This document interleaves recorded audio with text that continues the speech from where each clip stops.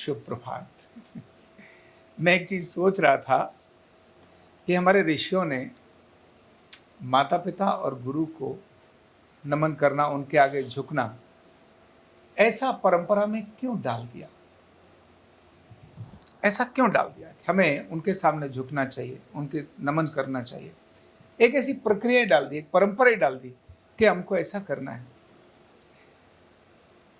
तो सोचने लगा, तो उस लेके मुझे लगा कि जीवन में जो रूपांतरण जिनके कारण से हुआ है वो वही है। जीवन में जो वैल्यू एडिशंस आज हमको नजर आती है, हमें नजर आता है हमारे जीवन में हम ये हैं। बहुत बार लगता है ना व्यक्ति को, मैं बड़ा हो गया, मैं बहुत बड़ा ज्ञानवान हो गया, मैं बहुत कुछ जानता हूं। लेकिन जब वो डीप में जाकर देखता है तो निश्चित ही कहीं ना कहीं माता पिता और गुरु के ही वो संस्कार होते हैं जिनके कारण वो आज जहां नजर आ रहा है। यानी जब वो कुछ नहीं था तब गुरु और माता पिता ने उसको वो वैल्यू ऐड की जब उस समय अनमोल थी। तो ऋषियों ने कितनी अद्भुत चीजें डाल दी। और फिर मैंने कहा कि कभी इतिहास में ऐसे मैंने अच्छे लोगों को जिनको देखा, कभी अपने गुरुओं से, माता पिता से टकराते हुए नहीं देखा। राम को देखा तो राम ने माता पिता की आज्ञा का पालन करके राजपाट छोड़ दिया, वन में चले गए। कह सकते थे अब तो बड़ा हो गया हूं, ताकत भी आ गई बाजुओं में, अरे इतने सारे राक्षसों को मैंने मारा और राज संभाल सकता हूं, चिंता ना करो, तुमको क्या चाहिए। संभाल तो सकते ही थे, लेकिन ऐसा कभी उन्होंने उस समय प्रकट नहीं किया, सब छोड़ा और चले गए।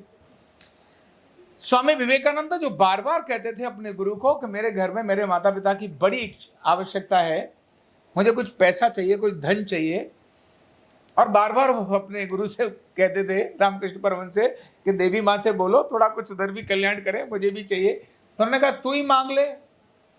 वो कहते थे रामकृष्ण परमहंस, तू मांग ले, देवी तो तेरी भी है भाई, मेरी थोड़ा ना, तू मांग ले। और जब भी वो देवी के सामने जाते तो वह यही कहते, हे माँ मुझे ज्ञान दे, मुझे भक्ति दे। यही उनके अंदर से, मन में से निकलता था। वो निकलता था, इसीलिए दुनिया ने विवेकानंद के रूप में आज जाना। अगर वही विवेकानंद गुरु की उन बातों को मान करके धर्म प्रचार के लिए नहीं चले होते तो विवेकानंद को आज उस प्रकार से दुनिया में नहीं जानते। इसी प्रकार आर्य समाज के संस्थापक महर्षि दयानंद,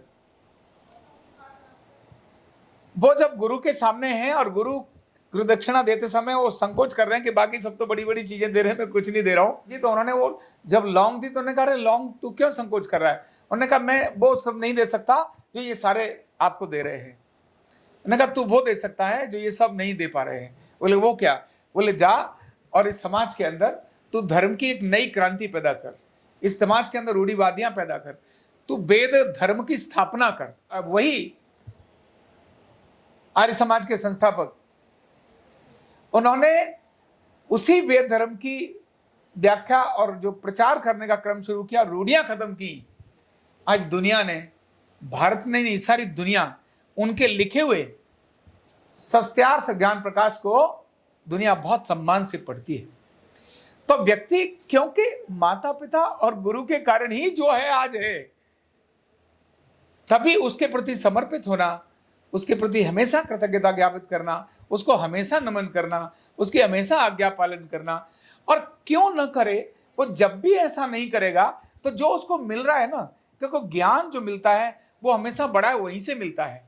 लोटा यानी जो लेने वाला है उसको झुकना ही पड़ेगा, और जो देने वाला है यानी उसको, देने वाले को झुकना है, नीचे लेके लेने वाले को नीचे आना ही पड़ेगा। जब वो नीचे नहीं आएगा, अगर अपना अहंकार दिखाएगा, तो वहां उसमें वो कुछ भी ज्ञान आ नहीं सकता।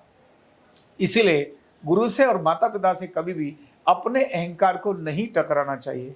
और जिसने जिसने भी अपने गुरु और माता पिता के प्रति अहंकार को टकराया, हमने देखा है जितना भी इस्लाम के आक्रमणकारी इस देश में आए, उसमें से अधिकांश ने अपने ही माता पिता को मारकर बंदी बनाकर डाल दिया। कंस ने भी यही किया था, क्या हुआ हर्ष, है ना? तो जिसने भी गुरु और माता पिता के साथ अहंकार को टकराया, वो कभी विकसित नहीं हुआ, उसको कभी लोगों ने आदर्श नहीं माना, उसको कभी भी लोगों ने बड़ी श्रद्धा से नहीं देखा। और इवन इतना ही नहीं, उसके ज्ञान के और बढ़ने के मार्ग भी अवरुद्ध हो गए। इसीलिए माता पिता और गुरु को हमारे ऋषियों ने हमेशा बहुत ऊंचे स्थान पर रखा है। तो विकसित होना है तो वो बेशक आज उम्र की शक्ल अच्छी ना हो, बेशक उनकी उम्र आज बहुत अधिक हो गई इसीलिए वो जर्जर हो गए, लेकिन फिर भी जो वो हैं वो वही हैं। उन्होंने उस समय से देखा है हमको जब हम कुछ नहीं थे। आज भी अगर हमारे को वो कोई बात कहते हैं तो उनकी बातों को श्रद्धा से, बेशक हमें आज अच्छी न लगती हो, हमें लगता हो ये बहुत गलत बोल रहे हैं। मेरी माता जी को, हमारी माता तो नॉर्मली ऐसा है, बड़े भाई साहब कहते ही माता जी की सुनो, और वो कह रही है तो बिना 1 मिनट देरी किए वो जो कह रही है उनकी बात पूरी होनी चाहिए।